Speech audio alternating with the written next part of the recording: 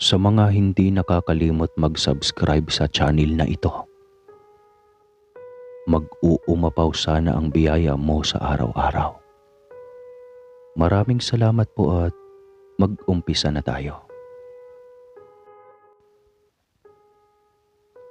Sir Casper, ako si Sexto. Isang simpleng tao lamang at hindi ko maipaliwanag kung bakit nangyari ito sa buhay ko. Salamat po at napili mo ang kwento ko. At ngayon, mapapakinggan na nila sa channel mo. Kabilugan ng buwan noon, kay liwanag ng kapaligiran. Akala mo'y umaga na. Kay lamig ng hangin at tanging ang katahimikan lang ang nagpapatayo sa aking balahibo. May panglaw akong nararamdaman pero baliwala na sa akin ang pangamba.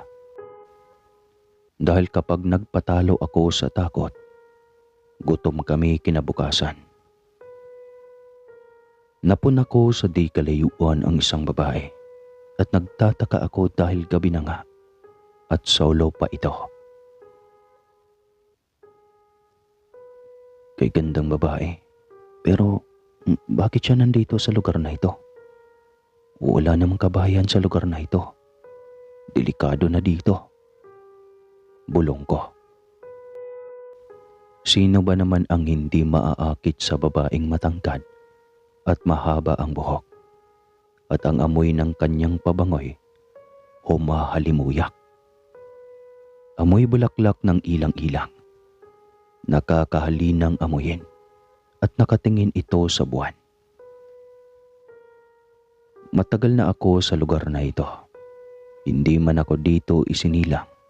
Kilala ko naman lahat ng mga tao dito.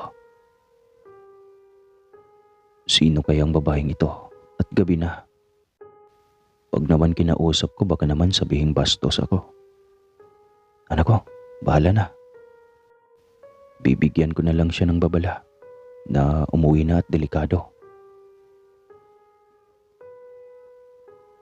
Agad akong lumapit at mahinahon akong nakipag-usap dito. Miss, taga saan ka? Gabi na. Delikado na dito at malalayo na ang kabahayan. Umuwi ka na at huwag kang matakot sa akin. Tanod ako sa barangay na ito. Saad ko. Subalit ayaw niyang humarap sa akin at bahagyang nakatalikod siya sa akin. Hindi ko maaninag ang mukha nito. Kaya nagpasya ako pag hindi ito lilingon. Lalampas na ako patungo sa ilog para kunin ang mga pamain sa hipon. Miss, sige. Baka nakakaabala ako sa iyo. Tutuloy na ako sa ilog dahil kukunin ko pa ang mga tain ko. At wala kaming iuulam bukas eh. Muli kong sambit. Lumampas ako sa kanya at dalian ng lumakad. At nakaramdam na kasi ako ng kakaiba sa babae. Binilisan ko ang lakad ko at hindi na lumingon pa. Hanggang sa ilog, hindi ako mapakali. Naaamoy ko pa kasi ang pabango nito. At pakiramdam ko, parang may nakatingin sa akin. Kaya naman medyo kinikilabutan ako. Sa tagal ko nang nagpapapain sa ilog na ito, ngayon lang nangyari na kilabutan ako. At bakit parang yung amoy ng babae, parang nasa ilong ko lang. Ay, magkaahon na nga. Pwede namang bukas ko na lang umaga itong balikan eh. Bulong ko. At nang may nagsalita sa likuran ko. Kunin mo na. Baka bukas maunahan ka pa ng iba. Ang babae sa daan, nandito nga pala at sumunod sa akin. Kaya pala amoy ko ang pabango niya. Nako, miss, gabi na. Delikado dito. Wala na kasing kabahayan sa kabilang pangpang. Umuwi ka na. Taga saan ka ba at bakit hindi kita kilala? Taga rito ako. Mainit kasi kaya naglakad-lakad ako. Kunin mo na ang pain mo. Ang dami mong huling mga hipon at ilang isdang tabang. Taga rito ka? Sigurado ka ba? Pero hindi na niya ako tinugon. Hindi ko naman maaninag ang mukha niya. Madilim ang paligid. At tanging ilaw ko lamang ay ang flashlight ko na nasa ulo ko ang tanging liwanag. Bahala ka na nga. Makauwi na, baka hinahanap na ako sa bahay. Sa isip ko na lang. Nagtaka ako.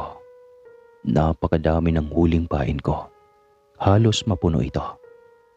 Kay daming hipon at isdang tabang at tama ang sinabi ng babae. Subalit nagtataka talaga ako. Paano niya alam na madami akong huli? Nagpalingalinga ako at wala na ang babae. Hala, lintik. Baka engkanto ang babae. Dati may sinabi ang itay sa akin na kaya walang nagbabahay sa lugar na ito dahil may nakatirang engkanto daw. Panahon pa daw ng hapon pinag-uusapan na ang tungkol sa isang pamilya daw ng mga engkanto. At doon nga daw malapit sa ilog, nakikita ang malaking bahay ng pamilya ng engkanto. At buhat daw na pag-usapan sila ng mga tao, naglaho na daw ito ng tuluyan. Ang mahiwagang bahay na iyon ay hindi na muling nagpakita pa. Batang-bata pa ako noon nang maikwento sa akin at tinatawanan ko lang ang ganitong istorya ng itay.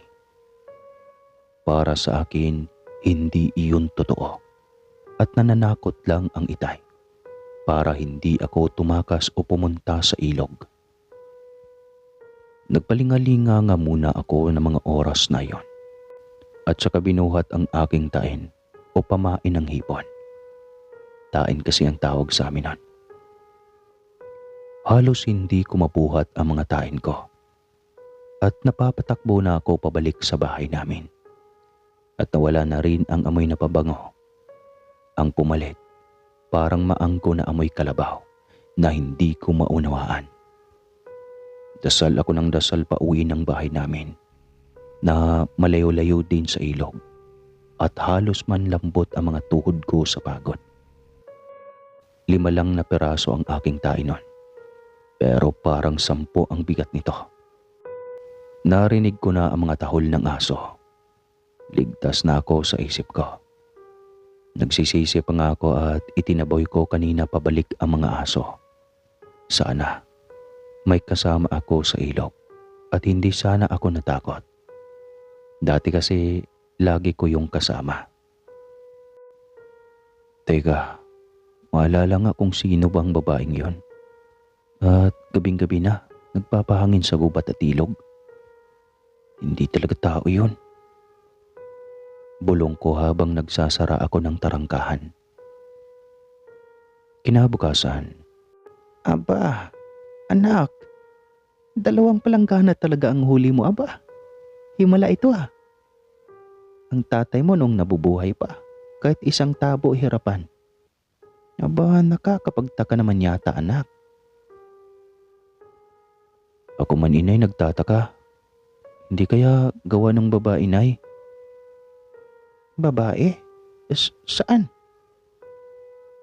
Nakakita ako ng babae kagabi inay at sumunod sa akin sa ilog. Lintik kang bata ka. Ika'y wag paloko-loko. Maingkanto sa ilog na yon. At sabi ng mga kakilala ng ama mo, kumukuha daw iyon ng kasama. At kapag nagustuhan, hindi na makakauwi ang taong mamalasin na makakakita sa kanila. Anak, huwag ka munang magpain. Delikado. Inay naman. Taong 2,000 na po. Ano ka ba? Mananakot ka pa kung kailan taghirap tayo ngayon. Kundi sa ilog na yun, wala tayong kakainin. Sagot ko sa inay ko. Totoo naman. Wala talaga kaming kakainin pag nagkataon. at matatakot ako sa ilog. Panganay ako sa 4 na magkakapatid at ang itay ko maagang nawala dahil sa malalang sakit sa puso. Tapos ako lang ang inaasahan ng inay ko at mga kapatid kong 3 na puro pababae. Dayo lang kasi kami sa lugar na ito at tenant sa lupain sa malayong kamag-anak ng itay. Pag binalas pa kami, baka biglang kunin na ang lupa at paalisin na kami saan man kami pupulutin. Bigla akong napaisip at napatingin sa aking mga kapatid. Hindi pa nila kaya dahil ang babata pa nila. Mabigyan nga ang ninang mo at nakakahiya. Takbuhan natin yun pag wala tayong bigas. Ani ni inay, na hindi malaman kung ano ang gagawin sa isang palangganang hipong tabang. Ibenta mo ang ibanay kay kapitanay para may pambili ka ng bigas at tinapay.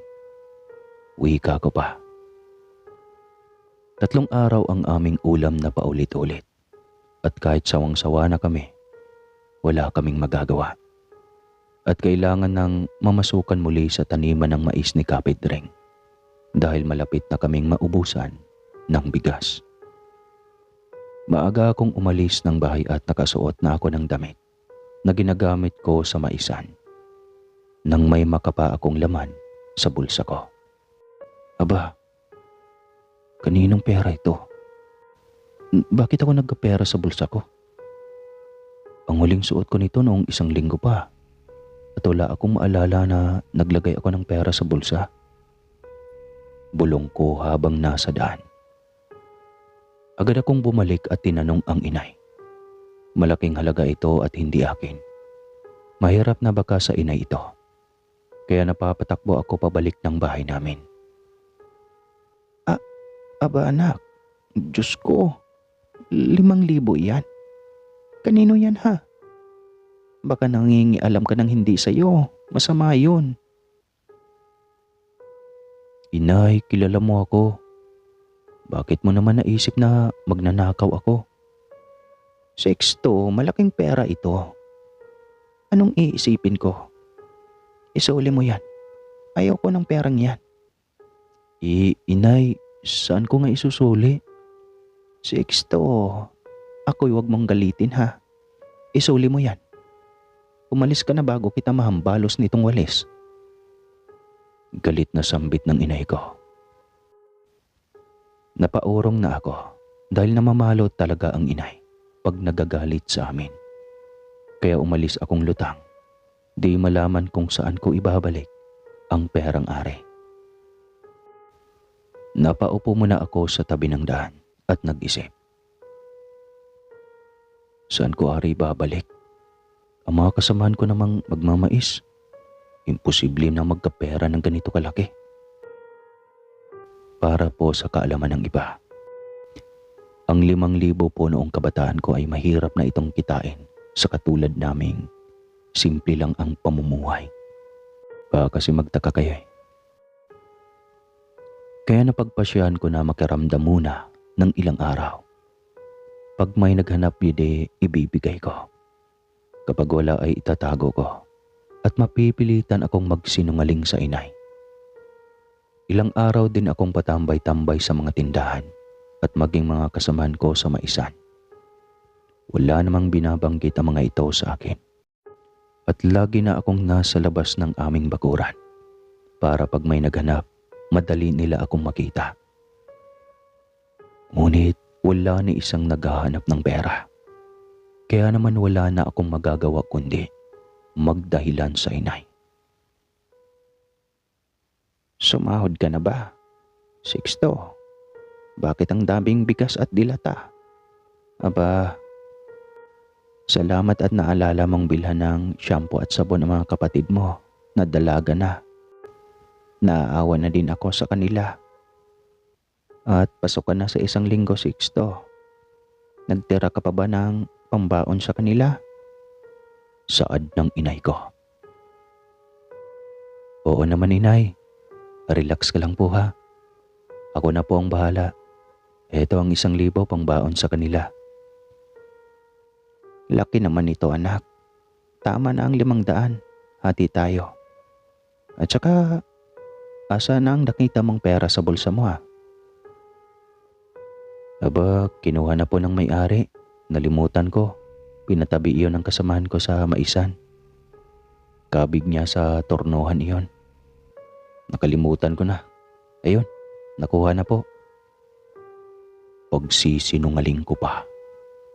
At hindi na nga nagtanong pa ang inay. Masaya itong itinuloy ang pagwawalis. Napakasaya ko ng araw na iyon. Ang ngiti ng inay ay walang kapantay para sa akin.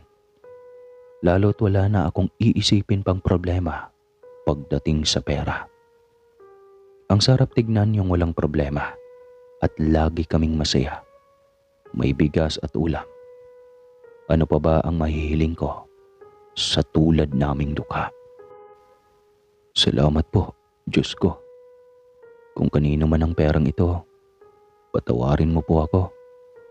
Dasal ko. Napatigil ang pagmumuni-muni ko nang may tumawag sa akin. Sexto, may 2 baka sa silangan ninyo. Walang may-ari, pero sabi nung babae na nakasalubong ko, sa iyo daw yun ha. Bakit hindi mo itinali? Nako, pag nangain nyo ng mga tanim. Saad ng karode, malayo naming kapitbahay. Ha? Ano po? Baka? Oo. Puntahan mo na. Magdala ka ng panali at baka makalayo. Sayang yun na ba? Ang beserong baka ngayon nasa 10,000 na. Alagaan mong maigi yan at maganda panimula yan, Sixto. Wika pa ni Karode. Napapatakbo ako patungo sa aming silangan at natanaw ko nga ang 2 baka na malaki na. Medyo aalis na ito sa pagkabisiro at itinali ko ito. Napakaamo at hindi naaalis sa lugar na kinatatayuan nila. Sunod-sunod ang swerte ko. Nakakatakot na ito. Sino ka man, salamat. Sana naman wala itong kapalit. Kinakabahan ako sa mga nangyayari. Bulong ko. Palingon-lingon ako sa kagubatan na sakop pa ng aming inaalaga ang lupa. Baka kako andun pa ang nagpaiwi ng 2 baka. Babae daw ang sambit ng Karode na nakausap niya na nakakapagtaka kung sino iyon. Hindi alam ng ina na may 2 akong baka na alaga at hindi ko na sinabi pa sa kanya. Hindi naman iyon napunta sa aming lupain. Magubat na kasi at malawak ito. Kaya aakalain niya na nakikitali lang ang Karode at hahayaan na nun at hindi na yon mangingialam pa. Kinagabihan, umamoy ang pabango ng babae na nakita ko noon sa may ilog. Kinalabutan ako at tinignan ko ang oras. 2:00 ng madaling araw at pagsilip ko sa bintana, nakaupo ang babae at nakatanaw sa bahay namin. Ano ba namang babaeng ito? Bakit parang trip ako ha? Kung kailan gabi na, tsaka naglalayas? Sa isip ko. Bumaba ako at agad na pinuntahan ang babae. Kinumpronta ko ito at baka mamaya ako pa ang mapasama sa magulang nito. Klaseng kaedad ko lamang ito at delikado ako. Kaya agad ko itong kinausap. Miss, may problema ka ba sa akin? Baka mamaya mapasama ako, bakit ka nasunod sa akin? Nung 1 linggo sa ilog, ngayon, nandito ka sa bahay namin? Masama bang makipagkaibigan, Sixto? Kaibigan ang nais ko. Ayaw ko ng gulo. Baka sakaling kakaiba ka sa kanila at ikaw na ang hinahanap ko. Wika pa nito. Ano? Hindi kita maunawaan. Lumamig ang simoy ng hangin at kaagad akong inantok na para bang dinuduyan ako. Kay sarap sa pakiramdam ko. Habang ang amoy ng ilang-ilang, para bang kay sarap mabuhay na parang kay gaan ng aking pakiramdam. Yung pakiramdam ba na parang wala kang kaproble-problema? At pagmulat ko ng aking mga mata, nasa tabi na ako ng ilog at maliwanag na. Maraming bulaklak at maraming sariwang prutas sa aking harapan. Kay ganda ng mga ibon na nakadapo sa mga puno. Kay sarap sa tenga ang kanilang huni. Nagpalingalinga ako. Wala ako sa lugar namin. At ang ilog, hindi iyon ang ilog namin. Asan ako? Panaginip ba ito? Sixto, huwag ka mangamba. Ang aking nais ay mapalapit lamang sa iyo at tulungan ka. At maging karamay mo habang buhay. At para maging masagana ang iyong pamumuhay. Ano? Hindi kita maintindihan. Sino ka ba talaga? Nakakatakot ka na. Tanong ko. Ako si Liara, isang lambana. Kami ang naninirahan sa lugar na ito at ang ilog na ito ay amin at sa inyo din.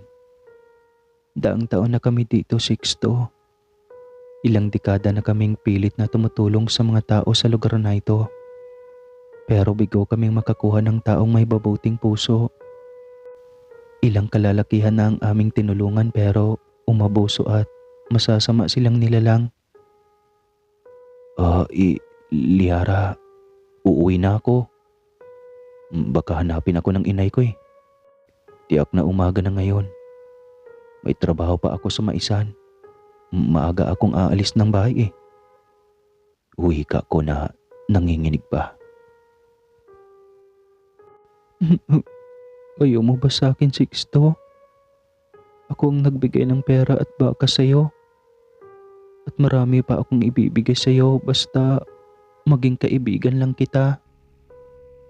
Babaguhin ko ang buhay mo at nangangako akong hindi kita sasaktan. Liara, hindi ko man malaman kung asan ako ngayon. At ang nangyayaring ito ay naguguluhan kasi ako. At kung tama ang nasa isipan ko, engkanto ka, isang lambana. At tama ang inay at itay ko.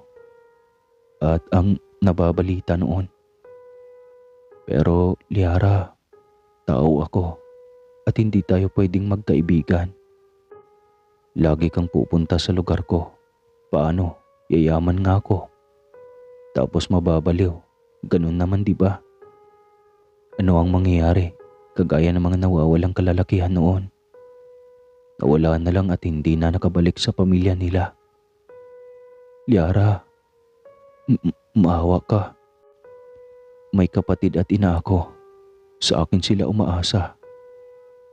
Pagsusumamaw ko sa lambana. Hindi mo ko maunawaan, Sixto, pero hindi ako susuko. Nagising ako. Nasa likurang bahay pa rin ako at malapit nang lumiwanag. Napatakbo ako pabalik sa bahay namin. Tulog na tulog pa ang inay at kapatid ko. Kaya muli akong nahiga at hindi na dinalaw pa ng antok. Ilang araw ding gulong-gulo ang isip ko at pinilit kong kalimutan ang lahat. At inisip ko na lang na panaginip lamang iyon. Pero pag nakikita ko ang dalawang baka na araw-araw ay pinapastol ko, sobra akong naguguluhan. At bandang hapon habang papauwi ako galing sa maisan, may maliit na bubuyog ang dumapo sa ulo ko. Rinig na rinig ko ang maliliit na tinig. May paparating na bagyo, Sixto. Malakas na hangin at ang bahay ninyo'y delikadong maguho. Bumili ka ng yero sa bayan at ayusin mo ang bahay ninyo. Mag-ista ka ng pagkain at ang alaga mong bakay ilagay mo sa silong ninyo.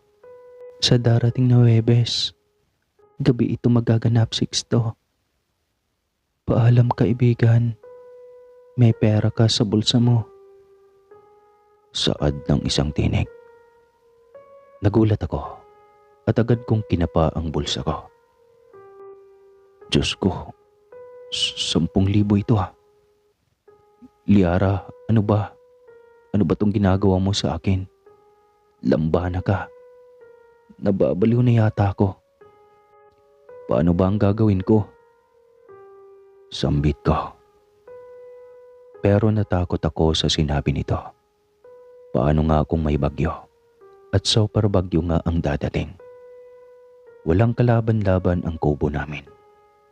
Kaya kinabukasan, agad akong pumunta ng hardware sa bayan. At bumili ako ng mga kagamitan. At iba pang gagamitin ko para ma-repair ang bubungan namin. Saan galing ang pera mo, anak? At paano mo nalaman na may darating na bagyo?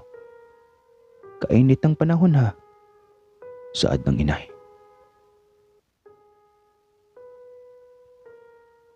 Inay, ano lang po, balita lang po ito. Doon po sa may-ari ng maisan. At ang narinig nila sa balita, ngayong Huwebes daw, inay, super typhoon daw. At pinabili kami ng mga gamit, inay, kaming lahat. Pinaghahanda kami. Ganun ba? Sige. Bahala ka, anak. Alam mo naman, ikaw lang ang lalaki sa pamilya natin. Magluluto na ako. Sige. Tapusin mo na yan. Buti at nasa school ang mga kapatid mo. Nag-imbak na rin ako ng bigas at tubig, pati mga dilata at mga tinapay. Masayang masaya ang mga kapatid ko. At hindi ko alam kung bakit parang naririnig ko ang boses ng lambana. Ipili mo sila ng radyo. Sabihin mo na tumama ka sa weteng at patatamain kita. Heto ang numero. 18-26. Para naman may mapaglibangan sila. Tayaan mo yan mamayang hapon. Saad ni Liara. Hindi ako makasagot dahil kaharap ko ang 3 kong kapatid. Iisipin nilang nababaliw ako sa pagkakataon na iyon. Sixto, tao po. Tumama ang numero mo. 18-26. Tao bang bangka ni Kabo? Ang laki kasi ng taya mo. Kainaman ka. Salamat agad sa balato ha. Ayan ang pera mo. Walang labis, walang kulang. Tumbok 100. Saad ng magwiwiting. Diyos ko anak. 80 milyan ha. Halos matulala ang inay. Talaga? Tumama nga ako. Salamat po. Ito pong 3,000. Balato ko kaorong. At tuwang-tuwa ang mga kapatid ko. At halos mapaluha pa ang mga ito, maging ang inay ko. Ibibili ko kayo ng radyo ha. Pero baka sa Lunes pa, kasi may darating na bagyo bukas. Sambit ko sa mga kapatid ko. Halos yakapin ako sa tuwa ng mga kapatid ko. At iyak na iyak naman ang inay ko. Naisip ko ang ligayang iyon sa mga kapatid ko at inay ko na walang kapantay. Paano ako tatanggi kay Liara kung ganon ang resulta sa pamilya ko? Ang saya-saya nila, Sixto. Sabi ko naman sa iyo ay mabait ako. O paano ako ay patungo muna sa aming daigdig? Naalis kami sa kagubatan pag may darating na sama ng panahon at malakas bukas ang bagyo. Mag-iingat kayo ha. Nilagyan ko ng pangontra sa kidlat at ipo-ipo ang bahay ninyo. Ligtas kayo sa loob ng 2 araw, Sixto. Paalam, kaibigan ko. Bulong ni Liara na lagi pala itong nasa tabi ko. At ang hirap magpatay mali siya sa harap ng inay ko. Muli, hindi ako makasagot. Kahit pabulong, mag-aalala ang inay ko pag may makita siyang kakaiba sa kilos ko. Naunawaan naman iyon ni Liara. At habang tumatagal na binubulungan niya ako, nasasanay na ako. At ngayon, wala na akong takas pa sa kaibigan kong lambana. Kailangan kong maging matatag at tanggapin na ang nangyayaring hiwaga sa buhay ko. Hanggang sa dumating ang bagyo. Signal number 3. 11:00 ng gabi. Sixto, nakakatakot. Baka mag-iba ang bahay natin. At bakit nandito ang baka ni paring Rude? Baka mamaya mamatayan sa lamig. Dahil sa ang silong natin puro putik na. Tanong ng inay. Hayaan niyo na po. Pinapaalagaan yan sa akin, ay. At ligtas sila sa silong natin. Hindi kami nakatulog ng inay magdamag at may ilang kapitbahay kaming nakikisilong na. Banda 6:00 ng umaga, dahil wasak na ang kubo nila at ang balkonahe naming kawayan, nagkasya sila doon. Pinakain ko sila at kay sarap sa pakiramdam nang nakakatulong ka. Sixto, bakit ganun? Parang mahina ang hangin dito sa inyo. At ang kidlat malayo, samantalang sa amin kagabi halos nasa bubong na namin ang kidlat. Nakakatakot. Punahan ng kapitbahay namin. May ganun talaga po. May lugar na tamain talaga ng kidlat. Maganda lang po talaga ang tayo ng bahay namin. Sagot ko naman. Hindi ko lang sa kanya masabi na dahil lang ito sa kaibigan kong lambana. Sino ba namang tanga ang maniniwala sa akin? Dumaan ang 2 araw, wala pa ring sikat ang araw. Nawala na ang malakas na hangin. Agad akong naglibot sa paligid namin at tumambad sa akin ang mga puno na halos nahati ang kanilang mga katawan at sanga. At may mga nakaangat pa ang ugat.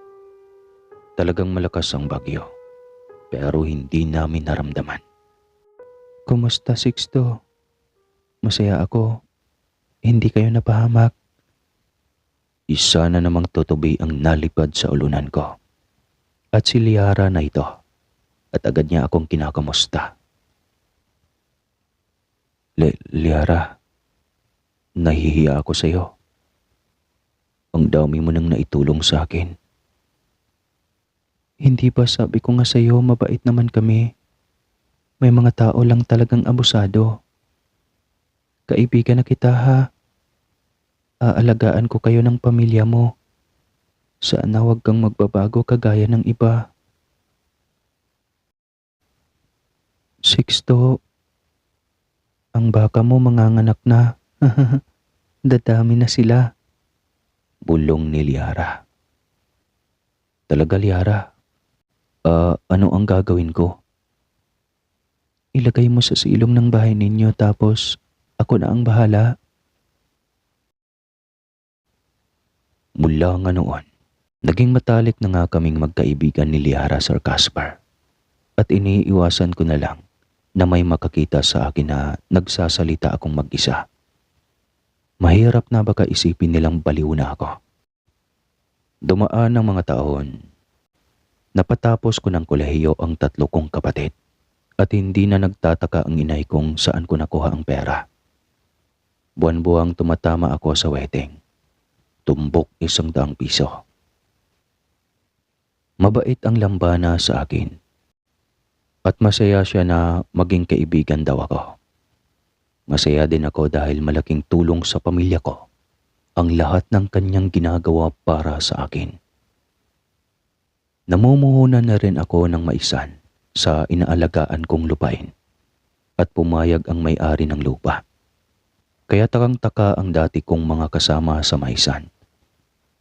Nagtataka sila kung saan ako kumukuha ng puhunan.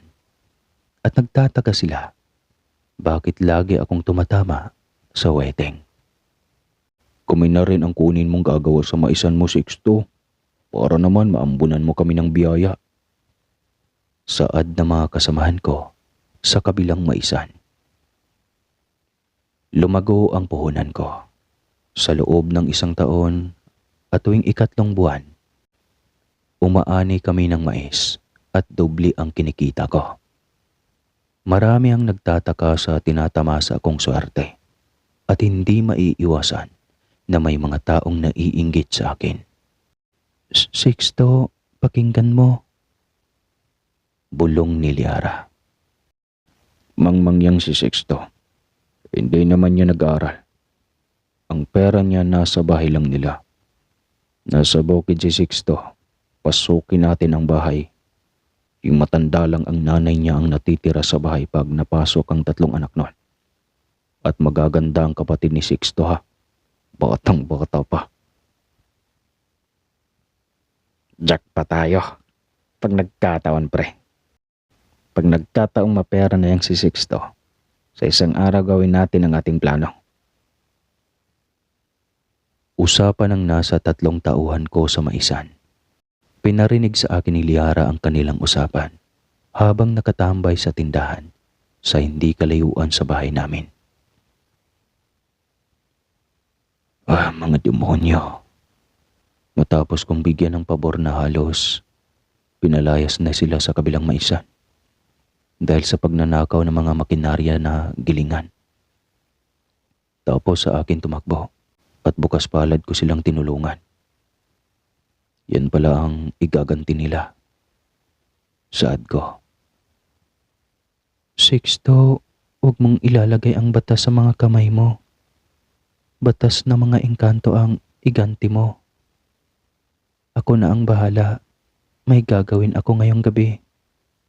Wika ni Liara. Pero pwede ba akong sumama ha, Liara? Para naman maipamukha ko sa kanila ang kanilang maling gawain.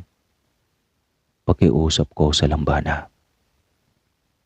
Sige, Sixto. Magkita tayo sa ilog. 7:00 ng gabi. May gagawin ako. Nagpaalam ako sa inay at sinabing may pupuntahan lang akong tao. At hindi na ito kumibo. Sanay naman ang inay na nababa ako ng bahay ng ganong oras. Pinarinig sa akin ni Liara ang nagaganap. Pare, babae oh. Sundan natin ang bango naman. Saan kaya ang punta niyan? Gabi na. Tara, sundan natin. Pinasunod ni Liara ang 3 lalaki na tauhan ko sa maisan.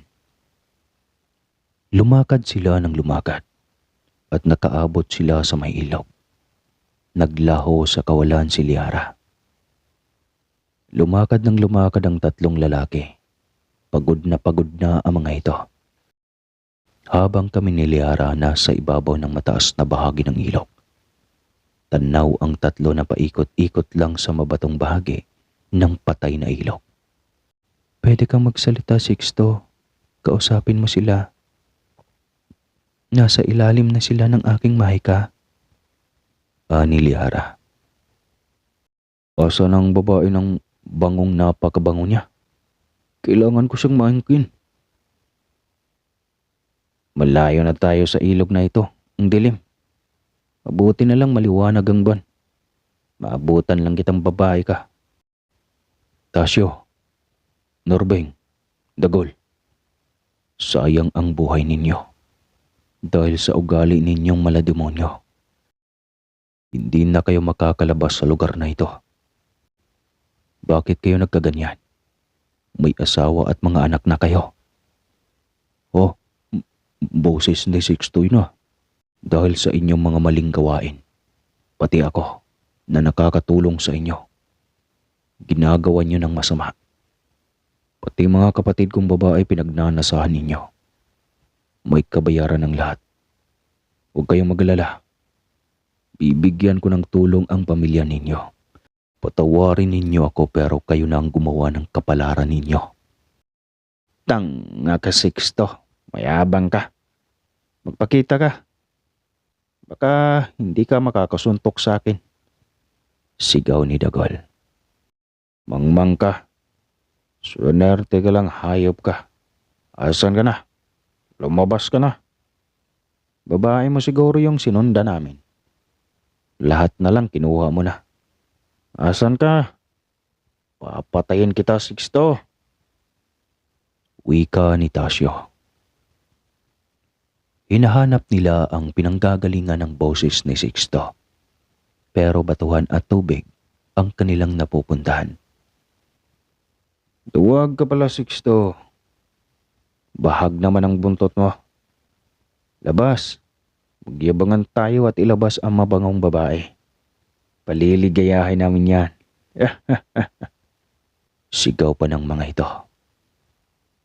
Nagalit si Liara at isang nakakatakot ang atungal ng isang halimaw sa ilog ang kanilang narinig. At malakas na nag-uumpugang bato ng kanilang ikinagulat at hindi nila malaman kung saan tutungo. Malakas na alulong at tahol ng mga asong gubat na halos mapaihi na sa takot ang tatlo. Tumakbo sila ng tumakbo pero hindi sila nakakaalis sa lugar. Masasama sila, Sixto. Ganyan na ganyan ang kalalakihan noon. Ang iba kong kalahi, pinaibig nila at kinuhanan lang ng salapi at pinagtangkaan pa nila ng masama. Kaya naman may mga kalalakihan noon na nawawala. Hindi naman talaga kami masama, Sixto. Kaya lang may lahi kayo na ganyan ang ugali, kagaya nila. Ni Liara. Nauunawaan kita, Liara. Bahala ka na sa tatlong yan. Nakasa sa'yo na ang pagpapasya. Wika ko sa dalaga. Pagod na pagod ang tatlo at para na silang mababaliw sa takot. Nagsisigaw sila at nagtatatakbo na hindi naman umaalis sa pwesto. Tinatawag nila ang pangalan ko pero hindi ko sila mapapatawad. Pinagtangkaan nila ang buhay ko at maging ang mga kapatid kong babae. Patawarin ako ng Diyos, Liara. Bahala ka na. Uuwi na ako. At baka hinahanap na ako ng inay. Kaibigan ko, salamat ha. Kung wala ka, paano na kami? Sambit ko. Magdamag na takbo, gapang ang ginawa ng tatlong pagod at gutom. At pag-iinom sila ng tubig, isinusuka ng mga ito dahil lasang lupa ang tubig. Hanggang manghina na ang tatlo. At halos wala na silang tinig. Nag-hallucination na sila na ang tingin nila sa mga bato ay gumagalaw. At may nakikita na silang kakaiba na mga uri ng halimaw. Pero sa totoong buhay ay wala naman. Hindi inalis ni Liara ang kanyang mahika at sa pagod at uhaw. Nawala na sila ng buhay at ilang araw pa. Nakita ng mga taong barangay ang bangkay ng tatlo na nakasiksik sa malalaking bato. At ang ikinamatay nila ay dehydration. At walang nakitang foul play ang mga pulis. Baka mga lasing at bangag. Mayayabang ang mga yan. At magnanakaw pa. Buti nga. Laging magkasama ang mga iyan sa gabi. Humahanap ng mananakaw. Buti naman. At wala na kaming katatakutan. Rest in peace sa inyo. Kayo din ang gumawa ng ikakamatay ninyo. Bulungan ng mga meron. At matapos mailibing ang tatlo, natakot naman ang iba nilang kasamahan. At binulungan ko sila habang nasa sementeryo kami. Romy, nakita mo ang nangyari sa tatlo. Magbago na kayo. Nakakatakot ang kanilang kamatayan. Hindi ba at pinagpaplanuhan ninyo akong nakawan? Saad ko. Sixto.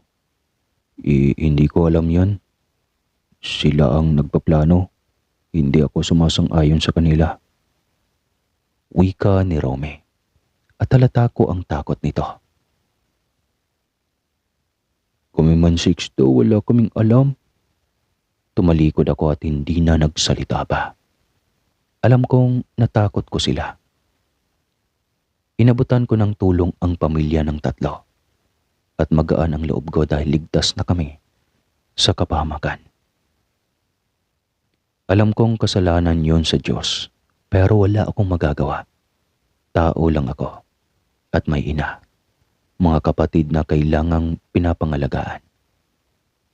Ilang taon pa ang lumipas, namatay ang inay ko dahil na rin sa katandaan. At nang makapagtapos na ng pag-aaral ang 3 kong kapatid, masakit sa akin ang bumigay na ang katawang lupa ng inay ko. Matanda na kasi ito sa edad na 80. Kahit si Liara ay nagsabi na matanda na ang inay ko at kahit gamot nila ay hindi na uubra. Ngunit kahit ganun pa man, masaya siyang lumisan dahil naranasan naman niya ang maginhawang buhay. At ngayon, magsusolo na ako dahil may mga kasintahan na ang 3 kong kapatid na may trabaho sa Maynila. Isinasama nila ako pero hindi ko iiwan ang bukiring ito at ang aking kaibigang Lambana. Kaya masaya na ako na dinalaw-dalaw ako buwan-buwan ng mga kapatid ko na may dalang napakaraming pasalubong at magaganda na ang buhay nila. May magagarang sasakyan at may magagandang bahay sa lungsod. Napakasaya ko dahil alam kong mahal na mahal ako ng aking mga kapatid at nakatagpo sila ng tamang pag-ibig sa tamang lalaki at lahat sila ay mababait din. Nagagawa ko na ang lahat ngayon. May kalayaan na ako dahil solo na ako. Nakakapamasyal na kami ni Liara sa bayan at kaya niyang maging pangkaraniwang tao. Tawanan at biruan. Masaya kami sa buhay namin. Hanggang sa umibig na ako kay Liara. Pinakilala niya ako sa kanyang angkan at magulang. Narating ko na ang kanilang daigdig sa pamamagitan ng panaginip. Nakakatawa, di ba? At may tataas ang kilay sa inyong mga nakikinig at iisiping nasisiraan na ako ng bait. Pero mahirap man paniwalaan, lalo't wala kayo sa kalagayan ko. Maliit na uri ng elemento ang ating tingin sa kanila. Pero kasing laki sila ng tao sa kanilang daigdig. Maraming bulaklak at prutas ang kanilang lugar at parang paraiso. Hindi sila kumakain ng laman ng hayop o isda man. Ganyan ang daigdig nila. May mga tanim silang gulay, may mga halamang gamot, at hindi sila namamatay kung hindi sila kukunin ng kanilang bathala. Yun nga lang kwento sa akin ni Liara, sa oras na mamatay sila, ay wala daw silang kaluluwa. 1,000 taon na ang edad ni Liara at hindi siya tumatanda. Napakabait nila at nakilala ko ang ibang taong kagaya ko na nasa mundo na rin nila. Kaya naman nahulog na ang loob ko at ganap na kaming mag-asawa ni Liara.